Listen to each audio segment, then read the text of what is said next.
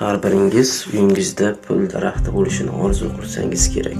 Xo'sh, pul daraxti o'zi bormi hayotda? Va qanday ko'rinishda bo'ladi? Keling, men sizga qisqacha qilib tushuntirib beraman.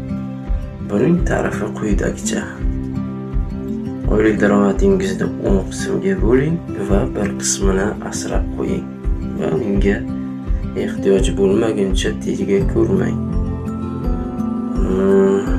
Boshida bu juda kam ko'rinsa-da, lekin vaqt o'tishi bilan ko'payib boradi va kerakli paytda sizga juda asqotishi, hatto katta boylik olib kelishi ham mumkin.